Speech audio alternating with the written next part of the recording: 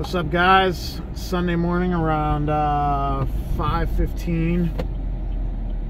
I'm currently on an all-nighter, but feeling good.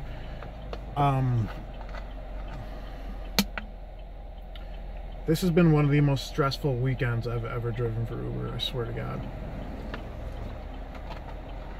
I've had some of the worst road rage you can imagine from some of the worst driving I've ever seen behind the wheel. I mean, like, it started yesterday in the afternoon. I was on State Street around maybe like 7 something, and I got a ping right off of like Dearborn, and I was on State, and there was a lot of traffic. And then as I was the first car in the intersection,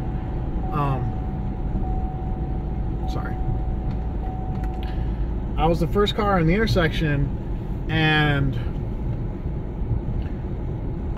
then I noticed there was like some sirens up ahead because I was heading north on State, right, south of the river, and there was a bunch of like police lights like a block north of me, and then I see all these sirens, all these lights coming from behind me. They look like ambulance and fire truck lights, right? And they were. So I was doing what I should have been doing. I was pulled over, even though I was in the first of the intersection, because guess what? When you see any kind of emergency lights, you are supposed to pull over and not block intersections, right? So while I'm pulled over, some fucking idiot cab is behind me, just laying on the horn. This cab is just beep, beep, beep. And I'm not going anywhere, right? I'm not gonna. I don't know if these ambulances are all going north, or if they're gonna go through the intersection. Maybe something else is on Wabash. I don't know. So still, the cab's just laying on the horn. I put the car in park. I get out of the car and I start yelling at this idiot cab. I'm like, you don't see the fucking ambulance coming, right? And he's looking at me like I'm the idiot. He's looking at me like, what are you doing? Go, go, go. I was like, ambulance. I'm like, I swear to God, that is scary how ignorant people are of the rules of the road. If there's an ambulance coming, you stop what you're doing and you pull over and you wait for the ambulance to go through. And there was like 2 ambulances, a fire truck, and 2 more police cars all ran through the intersection, right? And that same cab that was in a rush to go nowhere, they blocked off State Street on Lake. They blocked it off. You couldn't go, or no, you couldn't go further north than Randolph on State yesterday for that little bit of time. So that cab that was in a rush to go north on State, yeah, where the fuck were you going, idiot? So that happened yesterday. What else happened yesterday? This is all just horrible. I mean, yeah, I was another maybe like an hour later, I was on Michigan Avenue because I got a request on Ohio, right? Like half a block east of Michigan Avenue. And Michigan Avenue was so damn gridlocked. It took me 10 minutes to make a left turn onto Ohio because all the idiots that were making a left turn off of Ohio to go onto Michigan Avenue were gridlocking it every single time. So what should have been only like 2 light changes for me to make that turn was like 7 light changes. It was a nightmare. And then the rest of the night was quiet. And then today, I've almost had like 7 car accidents in the same night. Unbelievable. I've never had this many close calls. I had one Dodge Ram that was in the left turn lane decide as we're all going through the intersection that I'm not gonna make a lane, just cut into my lane, right?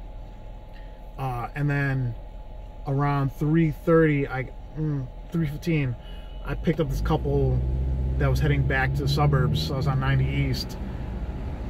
I almost hit a Honda Civic that was going 35 into 55.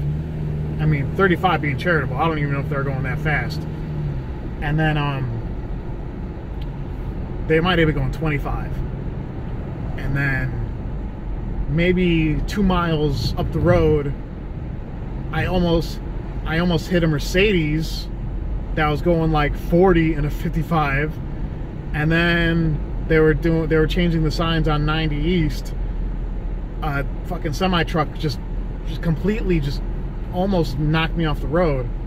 So I'm just not having a good weekend. And then my last passengers, I picked up these hooligans from the Lincoln Park area, and the only thing I can describe this as a cocktail of smells. They smelled like a combination of alcohol, marijuana, Pepto-Bismol, and cat pee. And my car still kind of smells like cat pee. That's why I have the windows down. And that's why I'm making this video, because that reminds me of something that happened June of last year. Sorry, I'm not gonna put my tablet down. June of last year, I was still relatively new to driving. I probably didn't even have my first 1,000 trips yet, and I really didn't know. I didn't really know what I was doing yet. Like I was faced with a financial emergency that week, that day. My cat that I have before now, unfortunately, he got really sick, and I had to take him to this specialty clinic, and they told me that his vet bills might cost around like $3,500, right? So I was stressed out because I thought, A, I thought my cat's gonna die, and B, I'm like, how the fuck am I gonna pay for this vet bill, right? So when I took him to the specialty clinic, I didn't have a crate for him, so I just put him like on a towel in the back seat, and then he somehow managed to, like, he peed a bit somewhere in the car, right? And I didn't notice until after I left him at the clinic. And sorry, the thing keeps on going in and out of focus.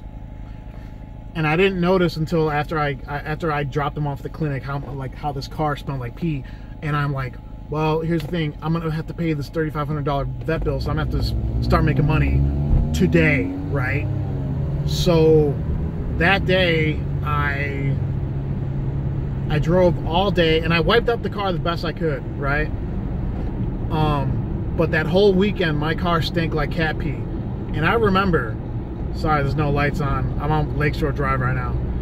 I remember my rating that weekend went from a 4.87 to a 4.83 in the same weekend, right? I got so many 1 stars, or I got horrible ratings that weekend because the car stank really bad. And I remember I didn't get it fixed until I went to the pet store on Monday, and there was like this spray that supposedly neutralizes the smell of cat pee. I don't smell like cat pee anymore, thankfully. And I sprayed every inch of this car in the spray, and on the bottle it said, let sit for 1 hour. So it was still nice out, it was June. So I just remember I sprayed the entire damn car, and I left the windows open and like the sunroof open for like 4 hours, and then the smell went away. So that's why I'm a little pissed off. Like, I literally, as soon as I dropped off those passengers, I gave the guy a 1 star because A, they weren't where they pinged me, B, they smelled funny, and C, the guy in the front seat, like, he had an iPhone 7 and he wanted to play music, but the aux cord doesn't hook up to the iPhone 7 without the special little cord, and he looked at me like I'm an asshole for not having that cord, even though I don't own an iPhone device, and he insisted on playing music on my phone, right? So yeah, that's a 1 star, yeah. And after I dropped them off, I checked the back seat to look for any wet spots, because I don't want any other passengers sitting in pee, and luckily no wet spot. And yeah, So the point of this video is passengers are very particular when it comes to smells. All right, so keep your car clean, make sure it smells nice. And how the hell that last group passenger smelled like alcohol, marijuana, cat pee, and Pepto-Bismol, I'll never understand. So that's all I got for you guys. Stay safe out there. I'll talk to you later. Bye.